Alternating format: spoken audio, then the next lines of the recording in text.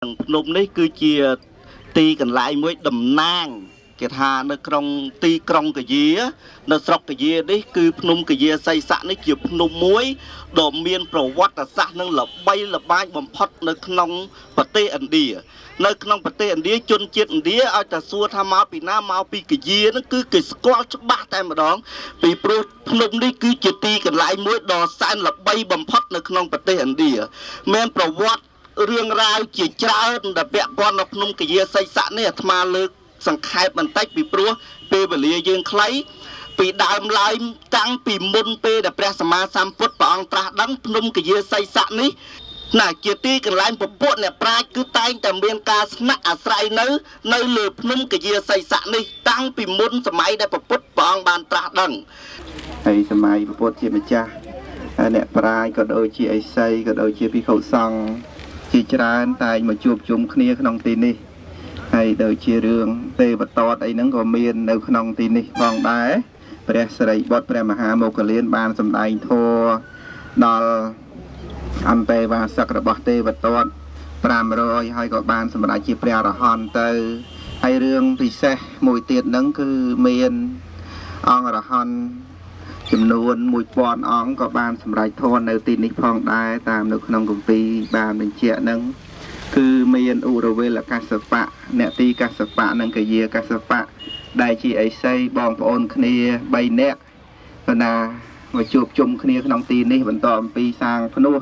នៅនឹងដងស្ទឹងកយាសីស័កហើយមកជួបជុំគ្នានៅទីហ្នឹងលោកម្ចាស់ចែកឋានសូមជួបអ្នកផលកុសលកាន់កានសូមសុខសែនសានលោកឋានផ្លត់តុងទេវាបានថ្វានិវេតយងសាពេលោកកម្មយេសន្តាជីវន្តាហារហេតុកាមនុញ្ញងភោជនាងសាពេលផន្តមិមចេតសា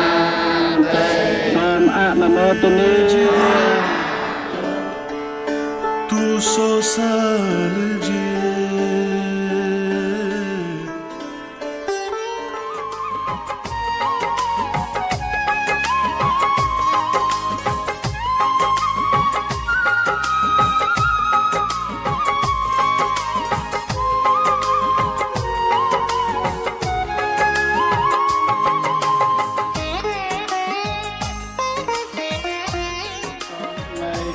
ประการนา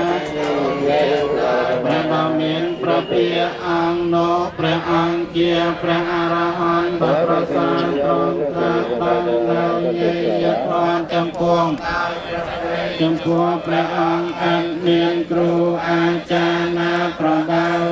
ព្រះអង្គបានខ្ញុំសូមថ្វាយបង្គំមិនចេតតែព្រមទាំងព្រះសារីរកទាននៃព្រះពុទ្ធនិងមហាពុទ្ធិព្រឹកនៃគុណនឹងដោយលំអងចិត្តបរិស័ទលកំបងអញ្ចាលីនិងព្រះពុទ្ធរោគណៈព្រះពុទ្ធលេដែលផាត់នៅក្រុមទេតនានាគណៃគុណប្រមានបនប្រសាក៏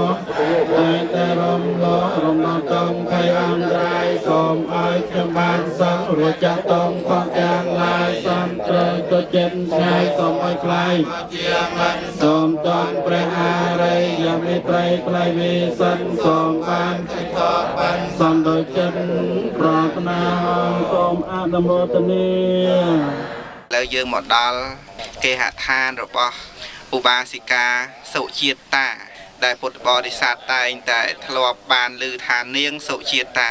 បណ្ណាតាឥឡូវយើងប្រែពាក្យមកថាជាលោកយាយសុជាតាវិញដោយសារតែលោកមានវ័យចំណាស់ហើយបើគិតពីចំនួនយាយទួតយាយលួតយើងទៅទៀតនោះក៏ណាហើយនាងសុជាតានឹងមានប្រវត្តិរឿងរ៉ាវជាប់តាក់ទងនៅក្នុងពុទ្ធប្រវត្តិនៅក្នុងទូរេនិទានអវិទូរេនិទាននឹងមានរឿងនៅក្នុងនឹងទៀតប្រកាសណាគុណចាស់ញាតិញោមក៏ធ្លាប់បានដឹងរឿងរ៉ាវនឹងច្រើនហើយដែរខ្ញុំកណាខ្ញុំបាទនឹងគ្រាន់តែសម្ដែងដើម្បីជួយសទ្ធាពុទ្ធបរិស័ទទាំងអស់ឲ្យកាន់តែជ្រះថ្លាឡើងថាដំណើររបស់យើងមកកាន់ដែនដីពុទ្ធភូមិនេះ មិនមែនអត់ន័យអត់ប្រយោជន៍ទេគឺបានឃើញពិត ជាក់ស្ដែងតែនៅក្នុងពុទ្ធប្រវត្តិនឹងមិនមែនជារឿងមួយដែលថាគេនិពន្ធគេថាអីទេគឺជារឿងពិតហើយមានព្រះអរិយបុគ្គលសាវកសាវិកាពិតប្រកបអញ្ចឹងយើងមកប្រទេសឥណ្ឌាដែនដីពុទ្ធភូមិហ្នឹងគឺបាននៅការជំរះចោលឲ្យជ្រះស្រឡះនៅសភាពសង្ស័យទាំងឡាយទាំងពួងនៅក្នុងគុណព្រះពុទ្ធហើយយើងអាចប្រឈមមុខជាមួយនឹងមតិដតីជនដតីប្រាក់ជននឹងឯងឈ្នះបានដោយសារតែយើងឃើញពិតបើមានអ្នកណាហើយនិយាយថាពុទ្ធប្រវត្តិគឺជារឿងមួយដែលគេប្រឌិតចេញអាហ្នឹងយើងក៏អាចបដិសេធទៀតបដិសេធចោលដាច់ស្រឡះថាមិនមែនជារឿងគេនិពន្ធទេរឿងពិតណារឿងពិតប្រកបក្រនតែឥឡូវហ្នឹងពុទ្ធបរិស័ទកំពុងតែអង្គុយត្រៀបត្រាឥឡូវហ្នឹងគឺនៅទីដីរបស់លោកយាយសុជាតានឹងហើយតែឥឡូវនេះជាដីរបស់រដ្ឋក៏ណាទៅជាបូជនីយដ្ឋានមួយនៅក្នុងស្រុកកាយាសីស័កឥឡូវហ្នឹងហើយកាលនោះនាងសុជាតាកាលពីនៅជំទង់នៅជំទង់នាងជាស្ត្រីម្នាក់ដែលដល់នៅភាពរំទុំមានចរិយាមេរយាទស្លូតបូតល្អស្ថិតនៅក្នុងត្រកូលខ្ពង់ខ្ពស់ជាក្ដុំពីរមានទ្រព្យសម្បត្តិច្រើនមែនទែននៅក្នុងស្រុកហ្នឹងសម័យនោះឲ្យឈ្មោះថាឧរុវេលាសេនានិគមមានតែនាងសុជាតានឹងឯងដែលមានសម្បើមពុកម្ដាយមានណាស់នៅជំទង់ហ្នឹងនាងជាស្ត្រីម្នាក់ស្លូតបូតល្អមានរូបសម្ផស្សនឹងស្អាតអស្ចារ្យក្រៃលែងហើយជាតិជាស្ត្រីមិនថាញាតិញោមឬក៏អ្នកណាទេណាគ្រប់គ្នាទាំងអស់តែងតែប្រាថ្នាត្រូវការនៅសុភមង្គលក្នុងជីវិតគ្រប់គ្នាសូមអនុមោទនាទេវាកនថ្វានិវេតយងសាពេកម្មយេសត្តាជីវន្តាហារហេតុកម្មនុញ្ញងភោចនាំងសាពេតមចេតសាតេអនុមោទនាឡើងឡានតាសូមចាក់ចែកខាងសូមជូនអ្នកផលក៏សក្កាកម្មសូមសុខសេងសាដល់ខាងផុតទុំសាសនារុងរឿងចម្រើនសូមឲ្យព្រះពុទ្ធសាសនាផ្សាយទូទៅពេញសកលលោកសូមឲ្យលោកទាំងមូលបានប្រកបដោយសន្តិភាពព្រះសក្យមុនីសម្ពុទ្ធទ្រង់ត្រាស់ថាអាថេសន្តិបរាំងសុខានេះបានអវិជ្ជណចំក្រៅអំពីសេចក្តីស្ងប់ស្ងាត់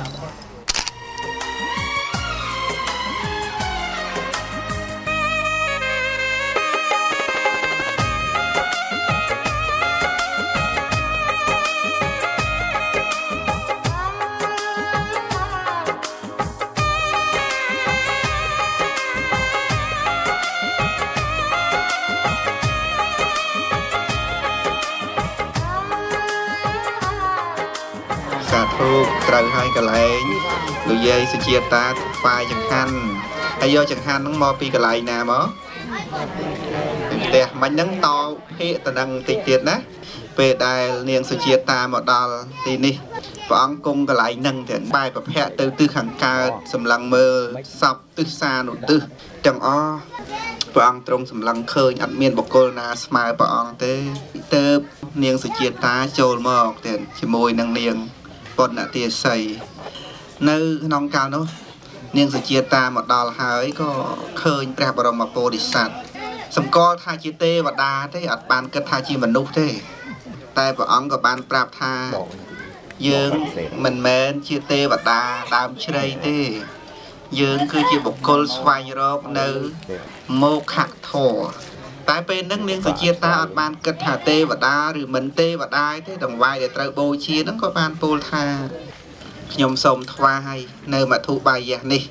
ពេលនោះបាតរបស់ព្រះអង្គត្រូវបានបាត់បាទដែលខរិកាព្រំបានថ្វាយព្រះអង្គកាលដែលព្រះអង្គសាងព្រះភ្នោះថ្មីហ្នឹងបាត់មិនដឹងជាបាត់ទៅណាទេទើបពោលថាបបិទ្ធលោកដ៏ចម្រើនខ្ញុំ ថ្វាយមធុបាយៈព្រមទាំងថាសមាសនេះសូមលោកទទួលយកចុះ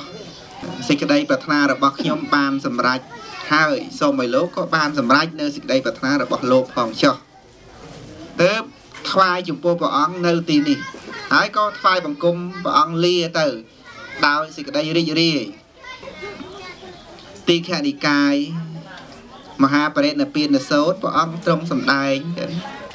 ចង្ហាន់បណ្ឌបាតដែលមានផលស្មើគ្នាមានវិបាកស្មើគ្នាមាន2គឺចង្ហាន់បណ្ឌបាតឯណាដែលព្រះតថាគតសោយហើយត្រាស់ដឹងនិងចង្ហាន់បណ្ឌបាតឯណាដែលព្រះតថាគតសោយហើយបរិនិព្វាននេះគឺជាចង្ហាន់បណ្ឌបាតដែលមានផលមានវិបាកគឺអានិសង្សនឹងក្រៃលែងហើយមានផលស្មើគ្នាមិនលើសមិនខ្វះគ្នាទេហើយនាងសុជាតាបានមកថ្វាយចង្ហាន់នៅកន្លែងនឹងញាតិញោមបានថ្វាយចង្ហាន់កន្លែងនឹងថ្វាយទាំងថាសមាសព្រះអង្គយកថាសមាសនឹងឯងពេលដែលនាងសុជាតាត្រឡប់ទៅព្រះអង្គយកថាសមាសទៅកាន់កំពង់ឈ្មោះសុបតិដ្ឋិតៈកំពង់នៅនឹងមាត់ស្ទឹងនៃរញ្ញរាជគឺកន្លែងសោធយៈព្រាមថ្វាយស្បូវភ្លៀងហ្នឹងចិត្តនោះដើមពោហ្នឹងគឺកន្លែងព្រះអង្គសោចង្ហាន់នៅនឹងមាត់ស្ទឹងនៃរញ្ញរាជរឿងរ៉ាវហ្នឹងនឹងត្រូវបន្តទៅទៀតប៉ុន្តែជាប់តាក់ទងនឹងទីកន្លែងនេះដដែលទាំងទីកន្លែងដែលព្រះអរហន្តសម្មាសម្ពុទ្ធបរមគ្រូនៃយើងព្រះអង្គទ្រង់ត្រាស់ដឹងហើយក្នុងសប្តាហ៍ទី5ព្រះអង្គទ្រង់ស្ដេចយាងមកទីនេះមុនត្រាស់ដឹងព្រះអង្គមកគង់កន្លែងហ្នឹងត្រាស់ដឹងរួចហើយព្រះអង្គមកគង់សោយវិមុតតិសុខព្រះអង្គស្ដេចយាងមកលើកនេះមានរឿងហេតុអស្ចារ្យច្រើនយ៉ាងដែរញាតិញោមព្រះអង្គទ្រង់ពិចារណាថាសត្វលោកពិតជាងោកងុយមានអវិជ្ជាក្រាស់ណាស់នោះធម៌ឯណាដែលយើងបានត្រាស់ដឹងហើយធម៌ហ្នឹងពិតជាមានអាចមានជំរឿជ្រៅណាស់សត្វលោកមិនងាយនឹងស្ដាប់បានយល់បានទេព្រះអង្គមានមហាវេទកៈរបស់ព្រះអង្គគិតថានឹងមិនសម្ដែងធម៌ទេគិតថានឿយណាយក្នុងការសម្ដែងធម៌ទេព្រះពុទ្ធគ្រប់ព្រះអង្គទាំងអស់នឿយណាយក្នុងការសម្ដែងធម៌ពេលដែលត្រាស់ដឹងដំបូងគិតថាធម៌ហ្នឹងជ្រៅធម៌ហ្នឹងជ្រៅព្រោះបដិច្ចសមុខបាតទាំង12អរិយសច្ចៈក៏ណាសុទ្ធតែជាធម៌ជ្រៅទៅព្រះអង្គគិតថាមិនសម្ដែងធម៌ទេហើយព្រះអង្គទ្រង់គិតមួយទៀតថាក្នុងលោកនេះព្រមទាំងទេវលោកមេរលោកតើយើងគួរគោរពបុគ្គលណាដែរទៅនោះព្រះអង្គទ្រង់ពិចារណាហេតុ2យ៉ាងនៅកន្លែងហ្នឹងទេពេលនោះសហមបតីព្រំដែលធ្លាប់ជាសម្លាញ់របស់ព្រះអង្គកាលពីក្នុងសម័យនៃព្រះសម្មាសម្ពុទ្ធកស្សបៈធ្លាប់បួសជាមួយគ្នាសហមបតីព្រំបួសកាលនោះជាភិក្ខុបួសហើយបានបឋមឈានព្រះអង្គជាជោតបាលភិក្ខុរៀនចប់គម្ពីរពេត្រៃបិដកព្រះបរមពុរិស័ទទៅកាន់ស្ថានសួគ៌សម្លាញ់ទៅកាន់ឋានព្រំនៅរហូតមកដល់សម័យហ្នឹងសហមបតីព្រំដឹងចិត្តថាព្រះសម្មាសម្ពុទ្ធមានប្រតិគិតថាឈប់សម្ដែងធម៌ហើយតើលោកនេះវិនិច្ឆ័យសូន្យហើយបើព្រះអង្គមិនសម្ដែងធម៌ទេលោកនេះវិនិច្ឆ័យហើយបានព្រំសហមបតីព្រំចុះមកកន្លែងហ្នឹងញាតិញោមកន្លែងញាតិញោមអង្គុយហ្នឹងកន្លែងហ្នឹងប៉ុន្តែយើងដឹងថាព្រំហ្នឹងប៉ុន្តែនៅក្នុងអដ្ឋសាលិនីសម្ដែងថាព្រះអិនក៏ចុះមកកន្លែងហ្នឹងស្ដេចទេវលោកទាំង4ចក្រឡោកបាលទាំង4ហ្នឹងក៏មកកន្លែងហ្នឹងសុយាមទេវបុត្រជាស្ដេចទេវតាជាន់ទី3ហ្នឹងក៏មកកន្លែងហ្នឹងស្ដេចទេវតានៅឋានតោសុតក៏មកកន្លែងហ្នឹងស្ដេចទេវតានិមមាននរតីក៏មកកន្លែងហ្នឹងណាហើយព្រំមកគ្រប់ទាំងអស់តែសហមបតីព្រំហ្នឹងជាប្រធានបានសហមបតីព្រំហ្នឹងឈៀងជីវរស្មាមកខាងហើយក៏លិតចង្គង់ក្រាបថ្វាយបង្គំធ្វើអញ្ជលីកម្មដល់ក្រៃលែងក្រាបថ្វាយបង្គំយកក្បាលទេណាថ្ងាស់ទល់ដល់ផែនដីកន្លែងហ្នឹងណាហើយក៏បានក្រាបទូលព្រះអង្គថាបបិទ្ធព្រះអង្គដ៏ចម្រើនសត្វលោកដែលមានធូលីគឺរាគៈក្នុងភ្នែកតិចតួចហ្នឹងក៏មានដែរសូមព្រះអង្គកុំនឿយណាយក្នុងការសម្ដែងធម៌អីព្រោះមានសត្វលោកដែលមានធូលីគឺរាគៈក្នុងភ្នែកតិចតួចក៏មានដែរបានព្រះអង្គទ្រង់ប្រកាសសម្ដែងបដិញ្ញាទទួលថាទ្វារនៃព្រះនិព្វាននឹងបើកហើយជនអ្នកមានសទ្ធាចូលបង្អោននៅត្រចៀកមកស្ដាប់ធម៌ចុះ từ prom nâng sập bài chất tê và đa ấy đồng o sập bài chất một cái lại nâng một tràn chiên crom dương chiên pi rồi nè đầu tiên đó tràn mình tên sốt tê và đa prom tiền xong ăn nó mò từ điตัดอย่างไรเต็มปวงตาตาหายในสิ่งใดตรงสมหายเชียสันปันสิ่งใดตรงเติมได้ตาหายในไฟสมหายเชียสันปันไฟเติมได้ตาหายในสิ่งใดสองสมหายเชียสันปันสิ่งใดสองเติม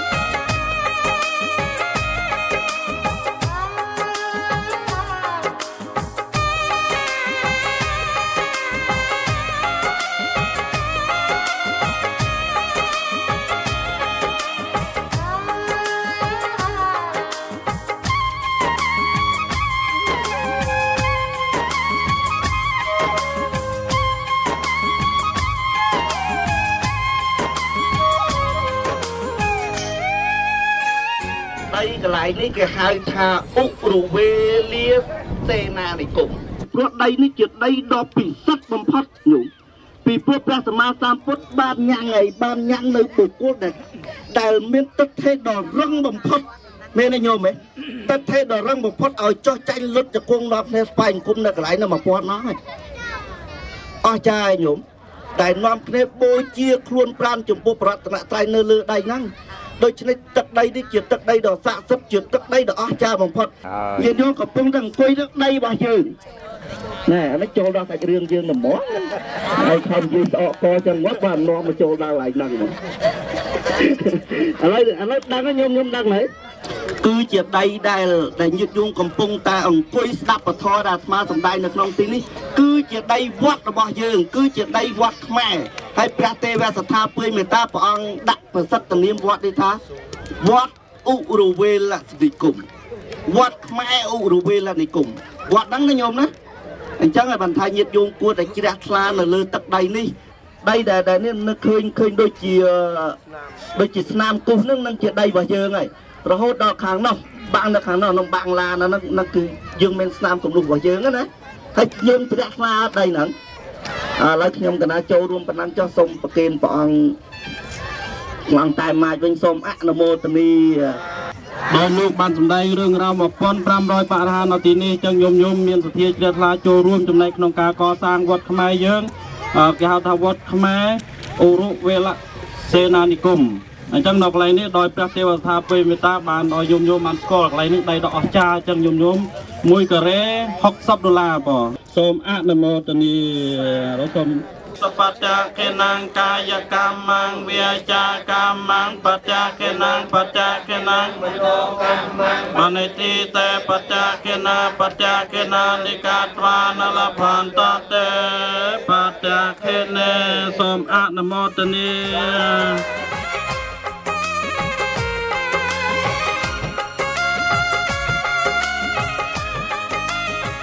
ทีนี้มาปรุงตั้งแต่หนึ่งพุทธาโสปัตตันเหตะเป็นในบ่องตรงซอยในมาถูใบยะโรยฉายบ่องตรงเยอะหักเมียนในบันไดตัดตังในรังยารีเก่านั้นคือเมียนตัดคลาละอ๋อเมียนตัดโพตรบ้านเห็นคือบ่องสายเยียงปีกับปงตัดขังบกนั่นแหละเยียงตามเพลินนั้นให้มาดอนตีนี้เมียนเปรียมแบบนี้ชิมซาวทะเยะเปรียมก่อนจีเนียสโรจรดในสบายเพลงหรือก็เฮาทัสกี้สบายจวนอาร์ไอโมทัสกี้การสมัยผมไปกระดับหนึ่งหม้อควายบ่องแต่เชียนิมิตในการตรัสดังในอัฐังกีกระเมะประกอบด้วยองผมไปบ่องโยกสบายนั้นตะกราวมาลงโบดิปรักกับพกพลังกับโบดับบนหัดสมอนุโมทนี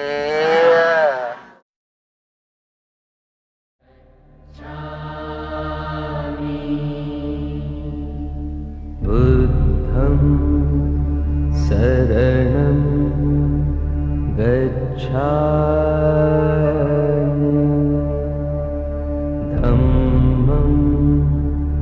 शरणं गच्छामि संघं शरणं गच्छामि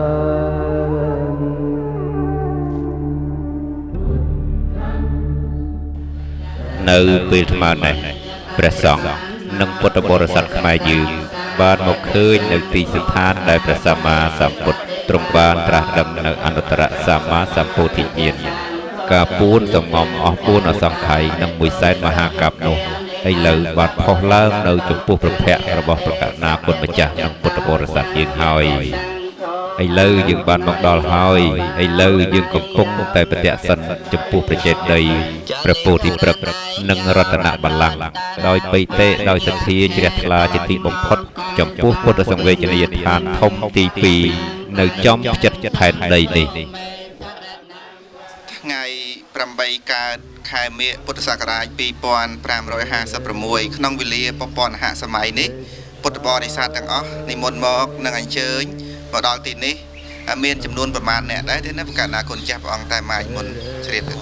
បងសាធុអរគុណច្រើនណាស់លោកគ្រូកែវមុតបានសួរសំណួរនៅគណៈធម្មយាត្រាយើងមក300អង្គអ្នកបង300អង្គអ្នកពីព្រោះមានប្រសងដែរយើងថា300អង្គអ្នកឥឡូវនេះកំពុងតែស្ថិតនៅក្នុងទីណាទៀតបងឥឡូវនេះកំពុងតែស្ថិតនៅខាងមុខព្រះមហាចេតិយបងលោកគ្រូដូច្នេះពុទ្ធបរិស័ទយើងពិតជាមានសេចក្តីជ្រះថ្លារីករាយជាពុនពេកណាស់ព្រោះបាននិមន្តនឹងអញ្ជើញមកដល់ទីនេះខ្ញុំប្រកាសណាខ្ញុំបាទសូមនៅព្រះឱកាសនេះដើម្បីសាកសួរទៅនឹង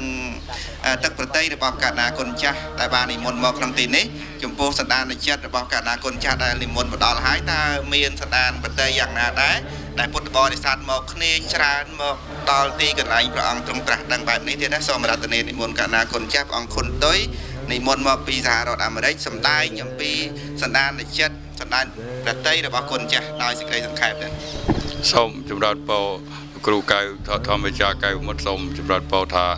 ក្នុងនាមខ្ញុំគណៈអាត្មាដែលបាននិមន្តមកលើកទី1មកពីរដ្ឋតិចសាសសហរដ្ឋអាមេរិកគឺថាមានសេចក្តីរភើបរីករាយនឹងកើតសេចក្តីជ្រះថ្លាដោយបានឃើញនៅ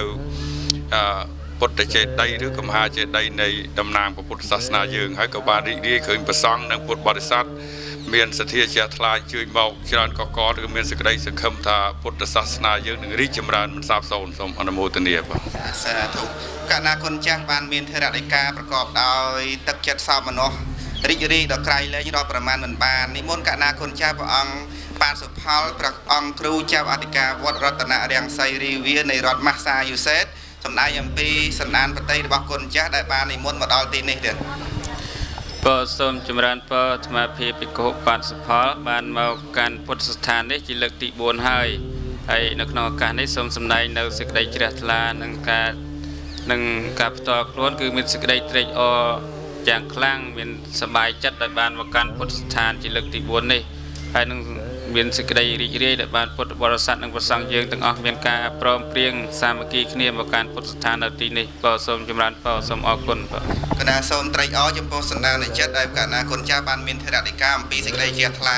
សូមនិមន្តកណ្ណាគុណចាស់ព្រះអង្គបញ្ញាបតិពោពិសិដ្ឋនិមន្តមកអំពីខេត្តបបៃលិនទេណាភ្នំគិរីសម្រិទ្ធមានធរណីការស្ដីអំពីពុទ្ធបរិស័ទដែលបាននិមន្តនឹងអញ្ជើញមកដល់ពុទ្ធគយាកន្លែងព្រះមហាពោធិចេតិយនេះទៀតសូមថ្វាយគុំចំពោះប្រជុំ3នៃបត្រៃរដ្ឋនមស្ការចំពោះប្រធេរានុធេរៈគ្រប់ព្រះអង្គមានបតិជគុណម្ចាស់បាទសុផលបតិជគុណម្ចាស់គុណទុយជាប្រមុខនិងបតិជគុណតែម៉ាចចម្រើនពរលោកគ្រូធម្មចារកែវិមុតញាតិញោមពុទ្ធបរិស័ទប្រុសស្រីទាំងអស់អាត្មាភាពមានបៃតេសោមនស្សរីករាយជាពុនពេករកអ្វីមកព្រៀបផ្ទឹមពុំបានឡើយស្ថិតនៅក្នុងវេលាគ្រានេះជាពិសេសបានដង្ហែនៅតីយទានឬក៏ជាគ្រឿងសក្ការៈបូជាផ្សេងយ៉ាងវែងលលៃគឺប្រជាពុទ្ធបរិស័ទខ្មែរយើងនឹងគឺថាដាច់គេហ្មងស្អាតដាច់គេវែងដាច់គេអ្នកណាក៏គេមើលអ្នកណាក៏សូមអនុមោទនាជ្រះថ្លាត្រេកអរដែរហើយជាលើកទី3របស់ខ្ញុំបកករណាអាត្មាភាពផងដែរអញ្ចឹងក៏សូមជូននឹងប្រគេនបុណ្យកុសលដល់ព្រះគុណម្ចាស់គ្រប់អង្គជូនបុណ្យកុសលដល់ញាតិញោមពុទ្ធបរិស័ទគ្រប់រូបសូមឲ្យបានទទួលចំណែកបុណ្យស្មើគ្នាសូមអនុមោទនា